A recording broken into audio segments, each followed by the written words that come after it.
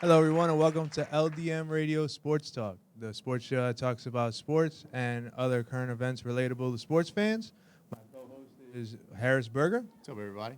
My name is Alfonso Caldero, and we are going to get started with not only college football, but a remarkable lady that made some headlines this week. Yeah, Sarah Fuller. She was on the Vanderbilt women's soccer team that just won an SEC championship. She got pulled in to kick for the Vanderbilt soccer team. First woman to ever participate in a Power 5 conference football game. It ended up working out. I guess that Vanderbilt had some COVID issues, and she was already in the COVID protocols from the NCAA and the SEC and was eligible to dress and eligible to play. So she suited up. Kicked off or had a kickoff in the game and did pretty well. So a little piece of history there. Congratulations to Sarah, and pretty awesome thing to watch and to see that accomplishment for females everywhere. I gotta say that there was a movie about that almost. What was it like Renaissance Man? Remember Little Giants? You had Icebox was in there. And she Right. got to run around. No, but there was another one with a model. I don't forget. know I that forget one. what the name of that one was, but definitely wasn't Renaissance Man. yeah. Well, I don't know, I but don't remember. I remember there was a movie where Unnecessary Roughness. That's what it was. Okay. Yeah. So it's pretty remarkable how that played out, and I love it. Just because I don't think there really should be any kind of boundaries, especially in college where everybody should be able to flip, go in and out. Eventually, the whole world will catch up with it. But hey, I mean, if you can kick, man, you just go out there and kick. Who cares what gender you are? That's it. Absolutely. Another pretty awesome feat since we're starting on that subject. Jarrett Patterson from Buffalo tied the NCAA record with 8 touchdowns this past weekend. Ooh. 8 touchdowns, ran for 409 yards. Didn't have one reception in the game. All on the ground, 409 yards rushing, 8 touchdowns. Ties the NCAA record for the University of Buffalo. So look out for that guy in the draft because that owners and GMs are going to drool all over that guy after that performance. So that's going to be a good one to watch down the line. Yeah, imagine if they had fantasy for college, man. They'd be gotta be loaded. I think we did the math. I think they said he would have had 81 points before the fourth quarter even started. Fantasy points before the fourth quarter even started. So that would have been a fantasy football record.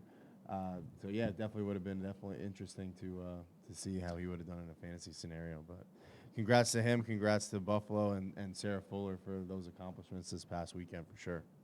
Absolutely. So now we're going to talk about the rankings. The rankings didn't come out before our last show. We were off on the holiday week last week. So break down what is going on with the college football rankings. Definitely. We had the second ranking show on Tuesday night. No changes to the top 4 teams. Again, that's all we're looking for here is the top 4 teams. Those are the top 4. Those are the playoff teams, and that's all really that's important. All right, so we got Alabama coming in at number 1. They're 8-0. They're in the SEC. They're rolling over everybody with Nick Saban on the sidelines, with Nick Saban coaching from his couch. They're just rolling, all right? This is a team that's always been good. They've made every single playoff since the college football playoff has been invented, I guess you could say, and they're just continuing to assert dominance on the SEC conference and on the rest of the country. Wait, so it's fair to say that they're like the Yankees of the college football? No, because the Yankees haven't done anything in 20 years, so definitely not the Yankees, but they are the Alabama of sports. All right. They are themselves, and that's all they need to be. Coming in at number 2, a bit of a surprise, Notre Dame. Not a surprise that they're at number 2. It's a surprise that they're undefeated still. 9-0. Very, very unlike Notre Dame football to make it this far into a season without having a letdown at somewhere down the line. They had that close game against Clemson. Remember, Trevor Lawrence was out for that game. They ended up winning that game at home in double overtime. They're in the ACC conference for the first time ever, and they'll get Clemson again in the ACC title game on December 19th. Barring any setbacks between now and then, Notre Dame's got Syracuse left on their schedule. Syracuse is 1-8. Notre Dame, I mean, it's Notre Dame, so they could go out there and lay an egg and lose, but as of right now, it looks like that Notre Dame will roll into the ACC title game. At number 3, right behind them, is Clemson.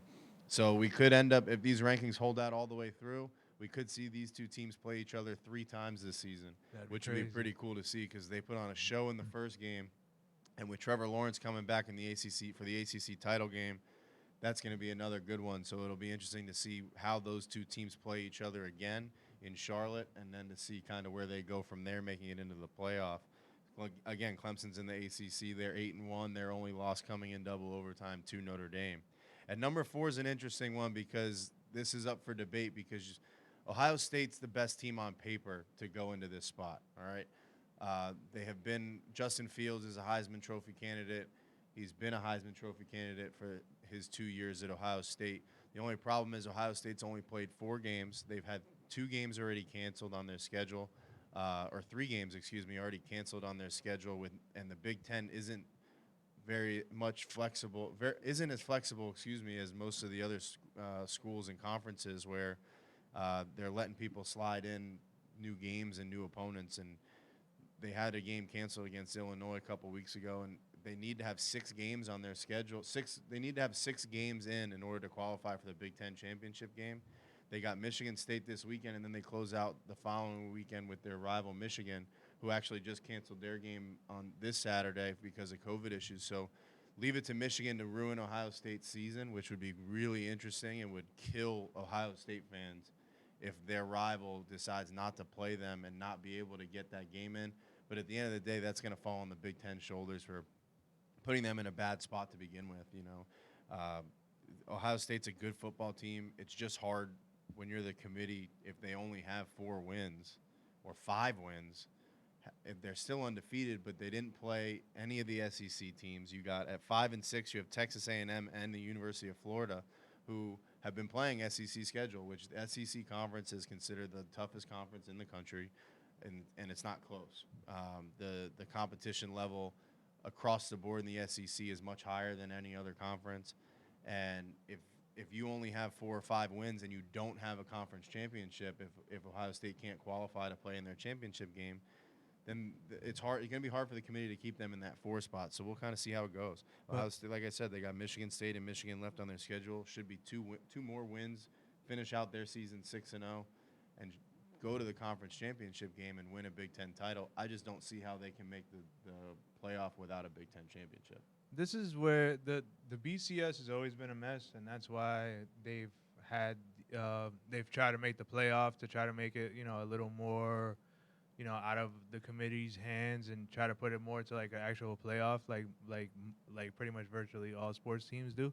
I understand that they can't really have like an extensive one because of the school schedules and people graduating at different times, so it's really hard to make like a full 16-team playoff and such like that. But looking up and down the top 25, Ohio State's at 4-0 with what you just mentioned. They could only play 4 games, and then you have like a team like Cincinnati who's 8-0 but sitting at number 7.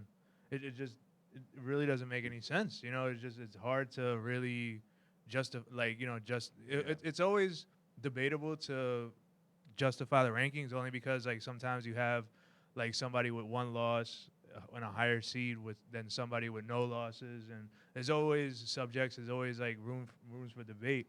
But now you have a situation. I mean, Wisconsin is ranked number 16, and they've only played 3 games. They're 2-1. It's just, but then you have other teams that have played like 8 or 9 games. It's just hard to really make sense of it all. And that's going to be the ultimate reason why the Pac-12 gets left out of the playoff completely, with only having a 7-game schedule or a 6-game schedule. At least the Big Ten had an 8-game schedule planned. They had games canceled. They didn't postpone anything. If you had COVID issues, it was canceled. They flat out canceled because they started late. They started 6 weeks after everybody else did, and that's why you see these big discrepancies in the top 6. In the top 6 in college football in the rankings right now, you have 3 teams with 1 loss. All right, there are 6 teams in the top 25 that are undefeated, and that's USC, Cincinnati, Coastal Carolina, BYU, Marshall, and Washington. So you have 2 Pac-12 teams that are undefeated at 3-0, who actually are supposed to play each other here shortly, but we'll see how that game goes. Coastal and BYU play each other this weekend, so that's going to be a fun one to watch as well. I think a part of this actually becomes like a money grab, and where that's the bigger schools like are getting taken care of, kind of, in light of all this. And it's just, like, why can't they come up with a better system to play more games or kind of even off the playing field? Well, Like that's it's definitely already the a mess, age-old and they've question. just turned into Yeah. like a bigger mess. That's the age-old question, right? Since this playoff, everybody was happy to do away with the BCS and get rid of the computers and put this committee into place who gets to select them based off of some criteria like eye test, opponent, strength of schedule, conference championships, things like that. But then it became okay. Now the first two teams that get left out in the 5 and 6 spot might have been deserving of getting in that playoff, but they get left out of the committee by the committee and get left out, and then they can't play for the national championship or at least have a shot. And what that comes down to with these teams like Cincinnati sitting at 7, Cincinnati sitting at 7 is going to be an interesting one to look at because they're not in the Power 5 conferences. So the ACC, the SEC, the Big 10, the Pac-12, and the Big 12 are the Power 5 conferences in college football. And those are generally where the best teams in college football are. They're the biggest name programs, like you said, the biggest money grabbers, biggest TV ratings, everything are for those are within those conferences. Cincinnati doesn't sit in that conference. They sit in the American Athletic Conference. Uh, they have rolled through that conference, beating everybody and just tearing everybody apart. It's going to be interesting to see with the ACC championship coming up, or in the SEC championship games coming up, what's going to happen because if those teams beat up on each other in the 1 through 6 spot, you could see Cincinnati pop into that 4 spot if they win the AAC. I don't anticipate it happening. They might get left at 7, 6, or 5. This happened to UCF a couple of years ago. They play in that same conference. They went undefeated, and everyone called for them to be in the running to get into the playoff, and it just didn't happen. They got left out over a 1-loss and a 2-loss Alabama team and an Oklahoma team. So it was a little bit different case scenarios based off of one of the big requirements is strength of schedule. And Texas A&M's only loss is to Alabama, who's the number 1 ranked team in the country, and Florida's only loss is to Texas A&M. So those are two big name opponents beating you. Your schedule's stronger than Cincinnati's schedule. In that case, then the committee would pick one of those teams over Cincinnati, and that's just the way that this works. That maybe in the future we see them go to a 6-team playoff. The top 2 teams get a bye, and then we see how that works, and then we can move to an 8-teams playoff. I don't see that happening within the next 5 years, but hey, things might change. This is a crazy year. In my opinion, this year doesn't count for anything in college football. Eligibility is not an issue. You're not taking away stuff from these kids except for a championship. Why not give a team like Cincinnati a shot in the playoff to see if they can compete with a team like Alabama? And if they can't, if they play each other in the playoff and Alabama runs them out of the building and takes them to the cleaners, then you know that even if they are an undefeated team coming in, they don't belong because simply the strength of these big name programs is what keeps them there. And I gotta say, looking through the top 25, I think a lot of smaller schools have benefited from a lot of the disruption with the canceled games and Definitely. the postponements and things like that. Like BYU, for one, is ranked number 13 at 9-0. I remember them basically scraping into the top 25 at 9-0 just because they were, the smaller conference schools, and now they're, shining up there at number 13, and then Coastal Carolina at number 18. I never heard of Coastal Carolina until I actually looked at the top 25. And now, they're at number 18, and like looking up and down the board, it's nice to see some new faces in there. Absolutely. Yeah, even though unfortunately it comes, at the expense of some other teams that really couldn't make it because of the COVID issues. Yeah. And you look at teams like Coastal, and they're so much fun to watch. And Coastal Carolina is a small school down in Myrtle Beach in South Carolina. Teal turf, it's really cool. Looks like your TV's broken when you see it. But it's a really cool place, and they got a great team. Mullet Mania's taking over down there. And College Game Day is going to be there this weekend for the first time ever. So it really does shine light on some of these smaller schools this year. Yeah, what's the big matchup this weekend? Well, the biggest matchup to watch is you have 2 undefeated teams because Coastal was supposed to play Liberty this weekend, and that was a conference game. Liberty was 9-1 with their only loss coming against NC State, who's an ACC team. So Liberty was a great team. They're coached by former Ole Miss coach Hugh Freeze, and they had some COVID issues, had to cancel their game, couldn't travel to Coastal. BYU steps in, says, we'll play you. So now we got the two of them going at it this weekend. So you have two undefeateds going at it this weekend. Other than that, it's a slower weekend in terms of matchups. We're really looking forward to some of those conference championships. We're going to have Alabama and Florida in the SEC championship, Notre Dame, Clemson in the ACC championship. More than likely, we'll see Ohio State and Northwestern in the Big Ten championship. As long as Ohio State gets those two games in left, then they'll be able to play on December 19th. But until then, we really don't know what's going to happen over there in the Big Ten. They're just a big old mess is basically what's going on. Much like the rest of the sports world. Absolutely. I mean, we got a lot of good matchups to come. You do have Alabama LSU, which was suspended, postponed earlier this season, is this weekend. That's always a big rivalry matchup, although LSU's having a down year coming off their national championship win. But other than that, I mean, you really have a lot of just filler matchups this weekend. In my opinion, the biggest matchup to watch is going to be Coastal Carolina and BYU. Can Coastal keep up with a team like BYU, who's also blown the doors off of everybody they've played this weekend or this year? BYU has said we'll play anybody, anytime, anywhere. Well, University of Washington, and from the Pac-12 came knocking to BYU, said, you know what, we won't play you. So it's just people can talk and run their mouth and say what they want to say, but they got to back it up. And this weekend's going to be the thing for BYU, because they really should go to Coastal and blow their doors off too, if they want to be considered with those big names out west, like USC and Oregon and Washington. But I think that Coastal Carolina is a great football team. And I think that's going to be a shootout. And that could be one game where one loss completely knocks somebody out of the top 25 completely. Yeah, that really could wipe them completely out for sure. So that's going to be an interesting one for sure. For sure. Right, anything else on college now?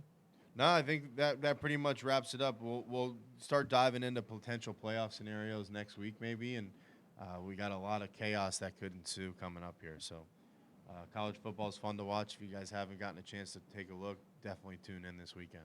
All right, so speaking of COVID matchups, COVID issues, we have the NBA opened up the training camp this week, and they had 40 players who tested positive for the COVID-19. So they're off to a bit of a rocky start on that one. Hot start. Yeah. So and this leads us into the NHL now, who their season was supposed to start on January 1st. Right now, they haven't even had any training camps open yet. So the January 1st is out the window right now.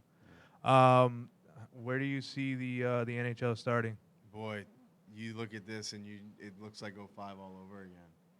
And the lockout that happened in 05 was solely due to greedy ownership. Yeah.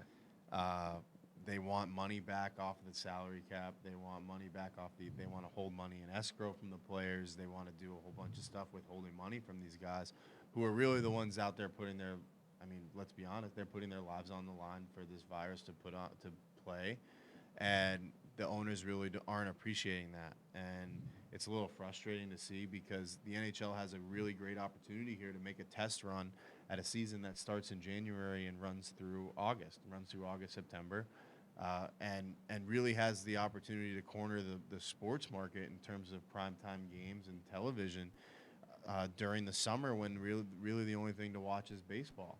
And you can take some of those eyes away from baseball, take some of those eyes away from golf, and find new eyes from teams and people that may not be real big hockey fans, because they don't really watch in the winter and the fall, because they're big NBA fans, they're big NFL fans, and both of those take precedent over hockey, right? And so you see kind of where they want to go, and the NHL and the NHLPA need to figure this out quickly in order to come to an agreement to make this work, so that we can start on time and have a season where they really can take advantage of that media market, especially with the TV rights coming up. They're going to be negotiating new TV rights. ESPN's already thrown their hat back in the ring and wants to have TV rights again. So we really want to see that game, and everyone talks about and preaching growing the game. This is the way to do it. And if they can't figure it out because of from dollars and cents, then we got a real problem. I agree with a lot of what you're saying, except the issue is with in the NHL, the revenue that goes back into the players is 35 to 40% over the last 10 years has come from ticket sales. So, like any business who has 35 to 40% off of their income coming in is going to struggle to give it back to the players. Is going to struggle to pay everybody else that they need to pay. So, it's I think the NHL out of the four major sports teams is the one that would struggle the most because they have the least to work with. And it was the feel good story, everybody coming back in sports and putting on shows for fans and things like that, like coming off of the interruption from the COVID season. But this is a situation where it's not going to be able to last for like 3 years down the line. I think that's the hesitation that the NHL is going through right now is they don't want to put to like they don't that they can't afford to lose so much by having these games because like every sporting event that goes on without fans is losing money, but the NBA already has their big mega TV deal to work with. The MLB already has like different avenue streams and they already have like the big names, and the NFL also they have like that precedent. The NFL is actually they have a couple of games where some fans are attending, not to the magnitude that they could be, but they're at least getting something in. But the NHL, they really don't, the only thing that they have to work with is the retro jerseys that they came out with. It's the only kind of relief that they can try to have, but it's hard for them to sustain fully.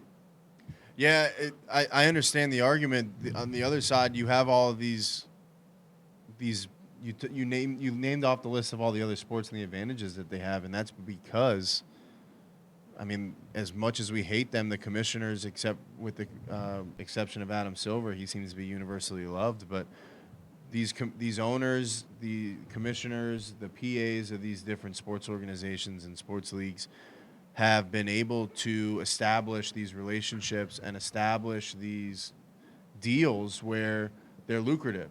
The NHL or the NFL TV deal is one of the most lucrative deals in sports history, if not the most. MLB, same thing. NBA, same thing. The NHL is not there yet, and that's because the NHL is not big enough to be there yet. And in order to do so, if you have to rob Peter to pay Paul in this instance, that needs to be what the NHL needs to do. And to rob fans and potential new fans of a season because of that is a travesty, effectively. And what basically needs to happen is you need to see the owners need, in my opinion, the owners aren't. You're going to run a business in the red for part of the year until all this is solved. We have a vaccine. We have whatever is coming. You're going to operate in the red, regardless. And we can lower the salary cap for a couple years. The salary cap has done nothing but go up the last few years. We can lower the salary cap. Players, if they really want to, can renegotiate their deals. But on the other hand, they're under contract. Yeah. The players have all of the control there because they're under contract. They have a signed document saying, I'm getting paid X amount of money to play. The only thing the owners can do is say, well, we're just not going to have a season, right? So, in my opinion, it's the whiny 5-year-old kicking and screaming until they get their way. But I think that with the opportunity that the NHL has to expand and grow the game, not only nationwide, worldwide, during this time where most people are home, even if they have to go back and bubble again and do what they got to do, I think the way that they redrew the division lines was a great start. We can get into that in another episode, but When they officially call it, yeah, they haven't officially called it yet. Everything's just talk. Right. So I think that's a great start to kind of keep things as limited travel-wise as possible. They've made these precautions. They put these precautions in place to help out, and you have a huge opportunity here to corner a market to show the TV and network providers that we can gain viewership and we can sustain viewership over the course of a season, not just in a 16-team playoff in the bubble, right? The TV ratings in the bubble were through the roof on NBC, and the NBC TV deal's up. So someone needs to step in. ESPN, the worldwide leader, has already said we want to step in and we want a part of it, and they don't want to even negotiate trying to have a season. They've cut off all negotiating. So the NHLPA is ready to come to the table and try to make an agreement. The owners and the NHL as a league have not. So, in my opinion, it's just not the NHL's not putting enough effort in to try to make this happen. Well, it'd be interesting to see how that all unfolds. So stay tuned, and we'll keep you updated as to what's going on. Unfortunately, it's definitely not going to happen at June 1st right now. It's especially if they didn't have trading camps yet. It might not even happen in January at all. So we're gonna make a little take it or leave it segment, tentatively called Swish or Brick. That's my favorite one.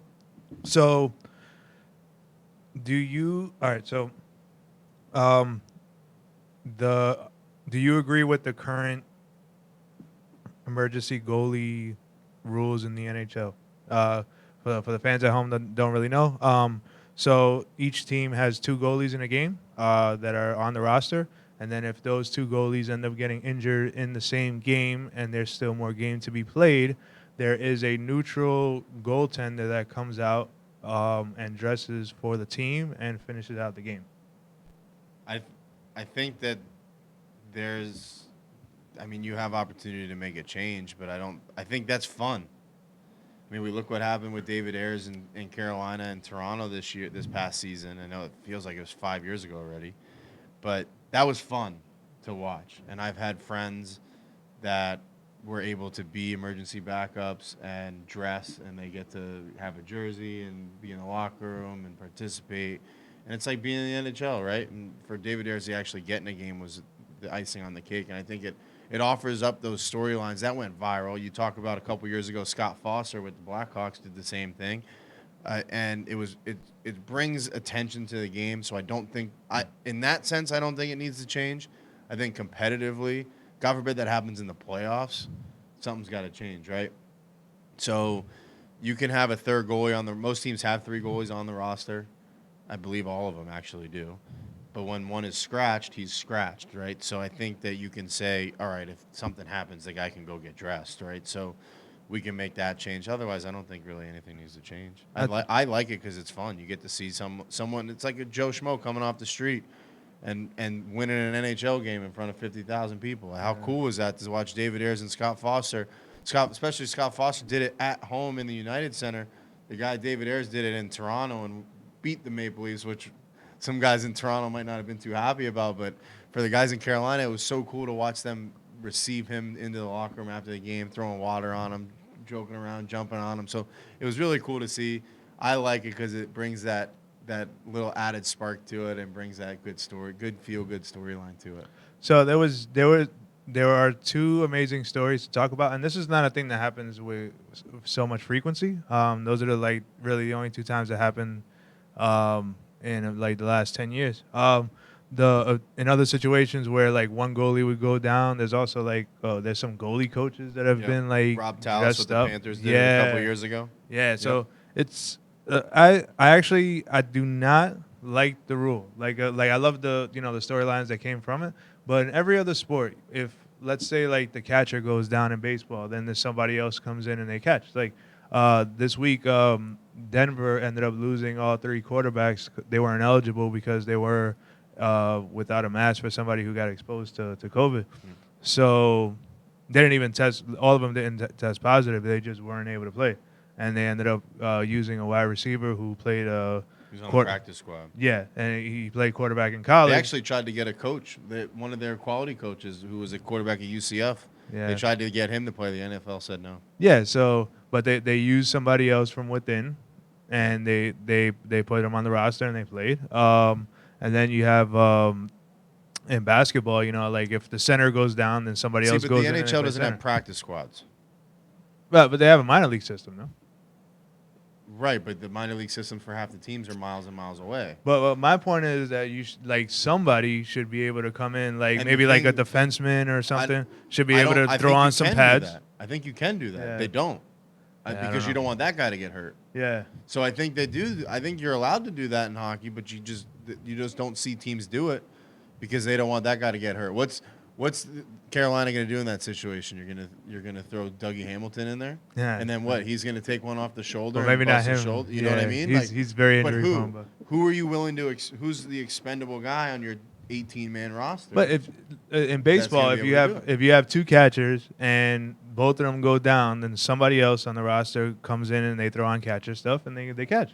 You know, it's not the most ideal situation. That's because it's 9 guys playing every night, and Right. there's 20 guys that are dressed. Yeah, but right? the NHL has 20 guys too. But everybody's playing. Right. Baseball, not everybody's playing every night. So if you have both catchers go down, then you can bring somebody off the bench who was supposed to have the night off. It's the same thing like a pinch hitter. Yeah. Can't have a guy pinch hit in a shootout. Nope. Guy's just gonna be in a shootout. Yeah. You know what I'm saying? So he's not coming. You don't have a guy coming. One of the healthy scratches isn't able to get in there. That's what I'm saying. That's be the only rule I would see That change, would be right? something, If yeah. you have the third goalie on the roster who's a healthy scratch for that night, is allowed to come down and get dressed, and then you can give the team a penalty. I don't know. They have to take a 2-minute penalty Yeah. if that's what they have to do. But I like it because you have the ambiance and you have the feel good story of the accountant or the Zamboni driver winning a hockey game. You know what I mean? Like, how cool is that when you saw these guys come off the street? And then you know what? He goes right back to his day job the next day. So when Scott Foster did it in Chicago, it was right during tax season. The guy went right back to work the next morning. And he's a celebrity in his office. How cool. Like, that's the coolest thing ever. Yeah. Well, good storylines, but I don't think. I think it changed I think it regular should rule just for sure. I think it should just be like an internal kind of thing where you have like just other athletes come in and do their thing instead of just having. Yeah, I other think hockey's people. hockey's such a rarity the way it's set up when you try to compare it to other sports. It's just hard to do that. Where, like you said, when two catchers go down, you have 2 catchers in your lineup. 2 catchers go down, you'll throw a first baseman in there, right? Or you'll throw an outfielder in there. He'll just put the pads on and go catch, right? But that guy wasn't supposed to play that night, but he's there anyway in uniform. Yeah. Whereas hockey, you have 18 guys dressed, 18 guys are playing. Unless you're going to throw Biz in there who sits on the bench for his whole career. That might be a But little like different, the right? sixth defenseman usually plays like 10 or 12 minutes. A fourth liner usually plays like 10 or 12 But minutes. are you willing to let that guy get hurt? That's the thing. Do you want that guy in your lineup, or do you want that guy to potentially expose himself to getting hurt? They're on the team. They should be in there, or at least like have some kind of like I side feel like training where they. I could feel do like it. if the NHL believed that, if the coaches in the league believed that, then that would have already happened. Yeah. Hasn't happened. So, yeah. Certainly a good point there. You know? So my last swish or brick question is: are the Washington Wizards and Houston Rockets championship contenders now after the huge trade of John Wall for Russell Westbrook yesterday? You ready? Yeah. No. No. It's not even close. You look at, especially the Rockets, you look at the West right now, how strong the West is. There's no chance that they're even coming close.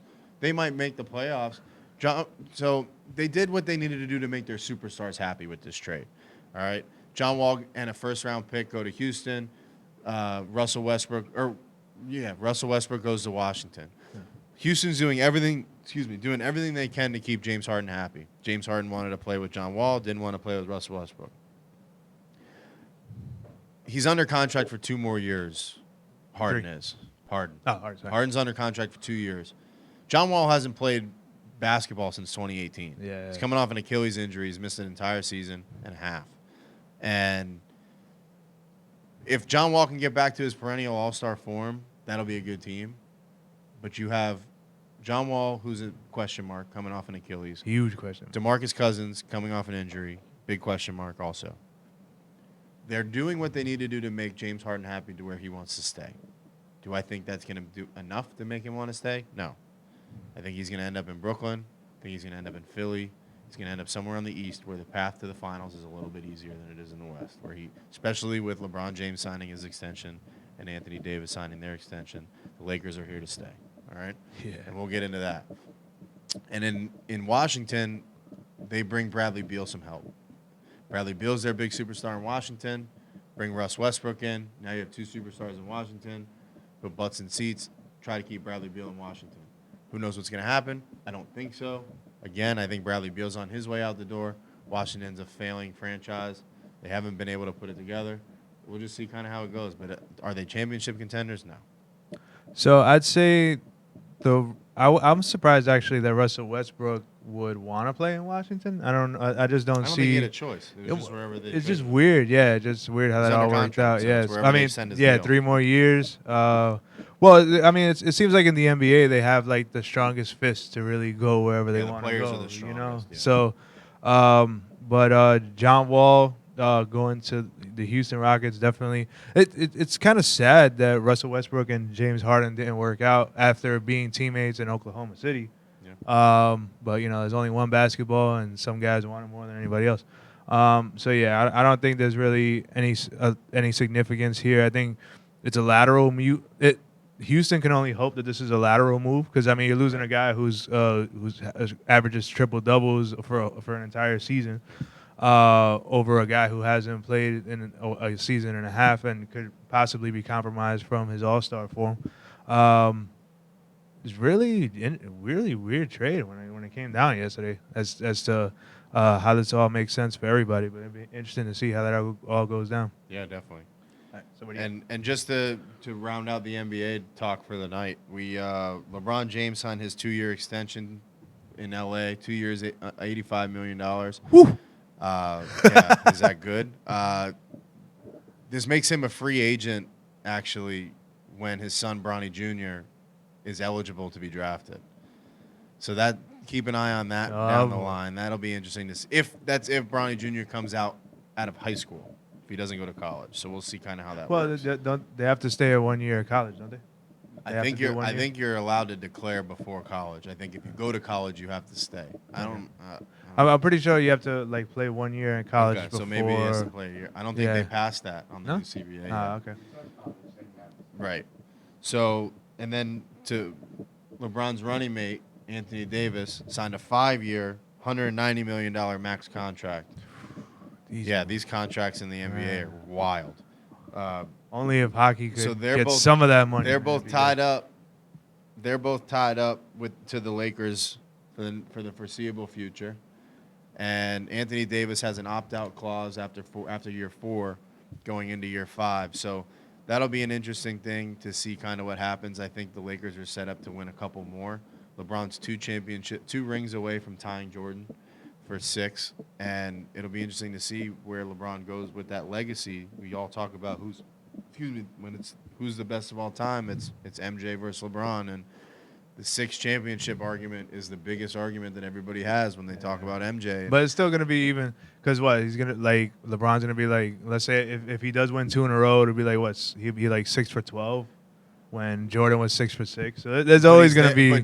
But Jordan didn't make the finals 12 times. That's what I'm saying. There's always going to be that. That's the other divide. side of that argument. So we'll see. I mean, I think they're good for 2 more rings in LA, at least with the 2 of them teamed up there. They added the 7th or 6th man of the year in Montrez down there. So I think I said his name right, but those guys. You add Marc Gasol.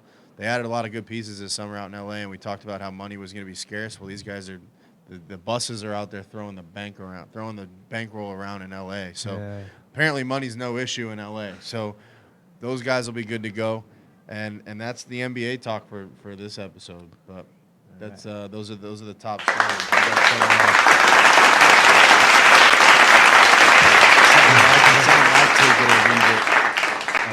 Storylines. This year, I'm gearing mine more towards the NFL, and I'll throw you a little softball on the first one here. All right. I got take it or leave it. Matt Patricia will get another shot as a head coach in the NFL. Yes. You think he will? I think he will.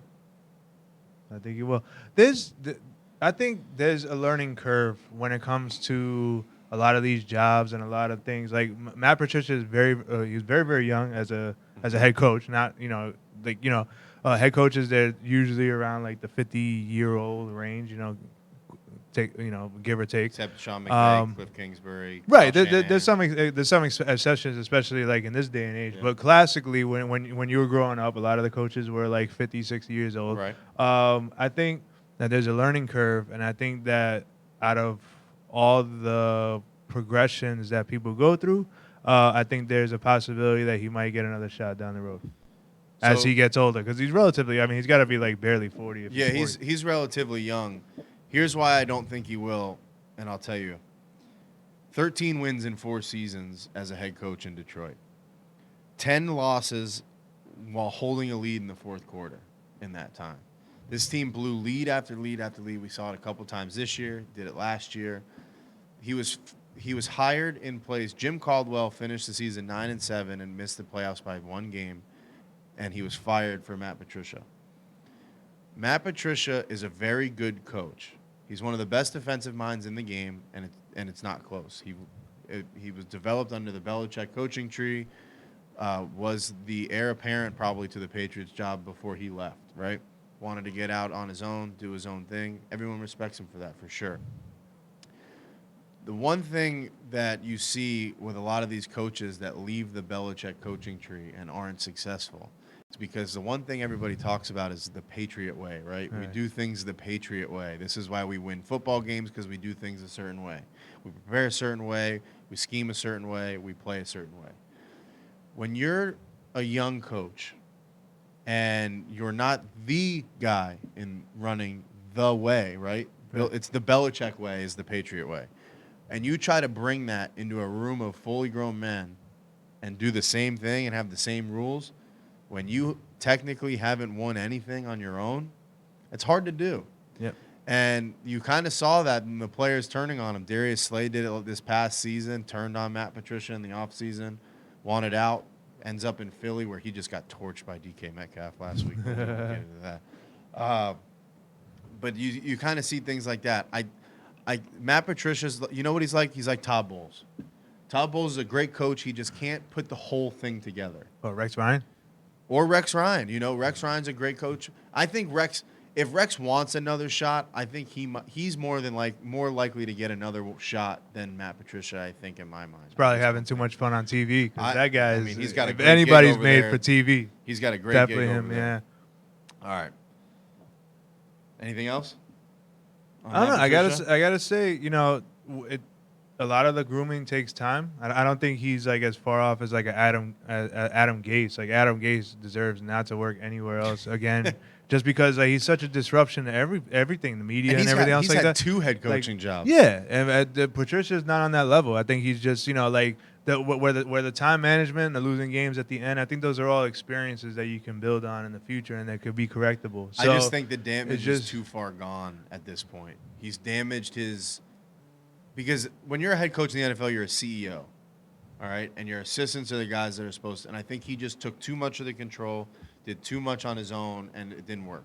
Yeah, but Belichick didn't have a sparkling record before he got to the Patriots. And But Bill Belichick is Bill Belichick, right? So that's what everyone tries to compare. But he wasn't Bill Belichick before the Patriots, though. I mean, he was pretty crappy when he was on the Browns. Before he got to the Patriots. No, as a defensive coordinator. Okay. Not as Patricia he was a head coach of the Jets for a day, left, right, and then went to the Patriots and won a Super Bowl. No, won but he was a head coach for the Browns, and he didn't light the world on fire as a Browns coach. Nobody lights the world on fire because it's the Browns. Doesn't matter. You could put Patricia's you could put Vince Lombardi's on the ghost on the sideline, and he wouldn't win a championship in Cleveland. You could easily compare the Lions to the Browns and think that they're like similar franchises in fertility. I just think he's done too much. And I'm a Matt Patricia guy. He's a Patriot forever. And I don't like the Patriots. But I'm still thinking that he can get a shot. I think he's done too much damage to the reputation as a head coach. All right, we'll see how it goes. Speaking of too much damage done, All right.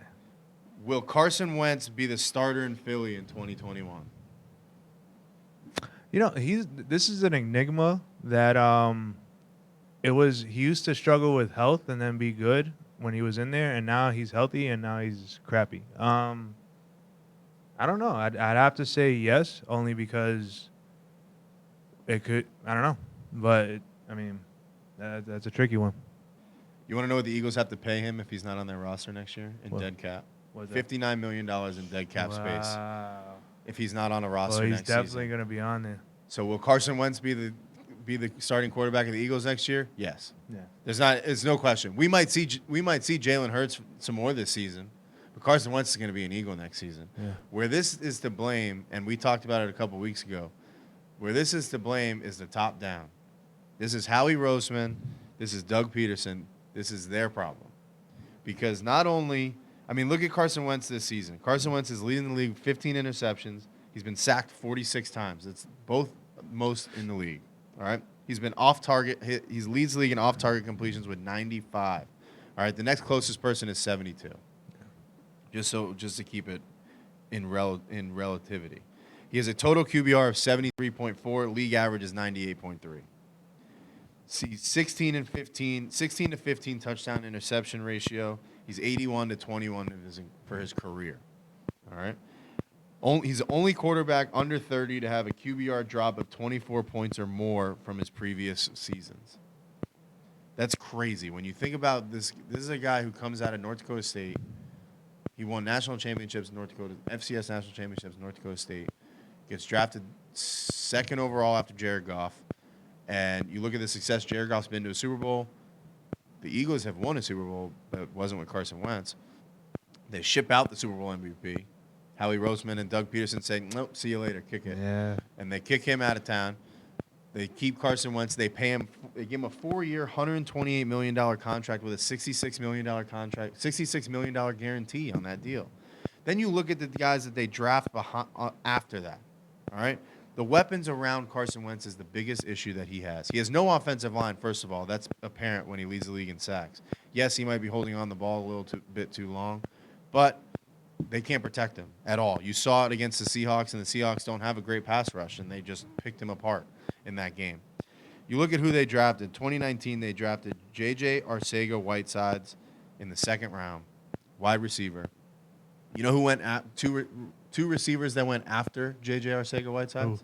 DK Metcalf and Terry McLaurin were drafted right after them. Yeah. Right after J.J. Arcega-Whitesides.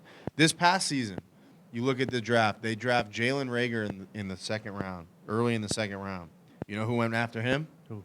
Justin Jefferson and Chase Claypool, two of the leaders in the clubhouse for Rookie of the Year.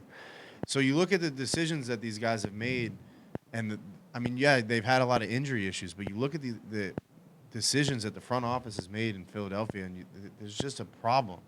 And I think Jeffrey Lurie, who's a very involved owner, someone's going to pay for it, and especially in a market like Philly. And I think it's going to be Howie Roseman, and I think it's going to be Doug Peterson, because you can find a new head coach. You can't find $59 million in dead cap space running around, because then you can't get anybody else to make your team better. Yep. So he's got to stay, and he's got to figure it out, Carson Wentz, but he's going to be the starter there next year. All right, probably our last topic. Bruce Arians is using Tom Brady all wrong. What do you say? I'm gonna say no. You think he's using Tom Brady correctly? I think it's just I think it's a situation where you have somebody who's been doing something a certain way for so long, and he hasn't been able to adjust. Now let me put it in perspective. Let me give you a rebuttal to that. Yes, So you say that it's a guy that's been doing something a certain way for a long time, and he hasn't adjusted. Tom Brady. Tom Brady's won 6 Super Bowls doing something a certain way. Yeah. Why would he change what he's doing? I think when it comes to the NFL and it comes to head coaches, it's really hard to replicate what other people are doing and things like that. Like, that's basically like asking, okay, so you have Tom Brady, and then you have all these weapons that you surround him with. You basically got every big name you can possibly get with Fortnite and now Antonio Brown. He waited out his suspension and things like that. I think it could be just a situation where Tom Brady has too many weapons at this point. And a lot of teams, when they have too many weapons, is not good either. I'll tell you what, you put Josh McDaniels as the head coach, and they're 7-1. The only loss debatable. They're 10-1. The only loss I think they have would be to the Chiefs. I think the Chiefs are just too good. Chiefs are the best team in the league. I don't care that the Steelers are 11-0.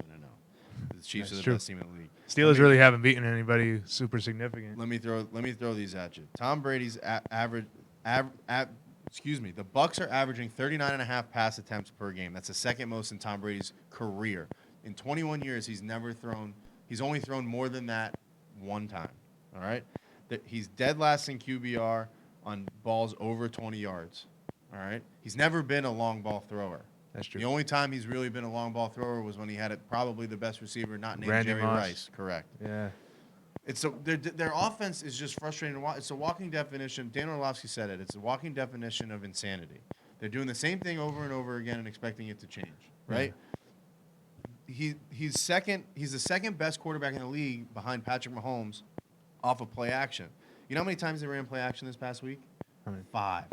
They ran play action 5 times. You know how many times the Chiefs ran it against them? 17. Yeah.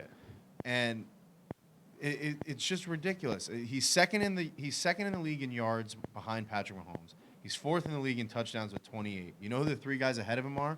Mahomes, Rodgers, Wilson. Those are the top 3 MVPs in the league right now, Right. and he's only a few touchdowns behind them. They're 28th. The team itself is 28th in the league in rushing. There was one game where they only ran the ball 5 times. You brought in a guy like Leonard Fournette. You have a guy like Ronald Jones, and you're not going to run the ball at all. It's just the way that Tom Brady's always been successful is off play action. It buys him time. It opens up lanes down the middle for Gronk to get free. That's how Travis Kelce's been successful. That's how Gronk has set records. He's always been good. And the deep ball off the play action, Tom can hit. He showed it this past week. He was 4 for 7 with a touchdown off of play action and on deep balls this past week against the Chiefs.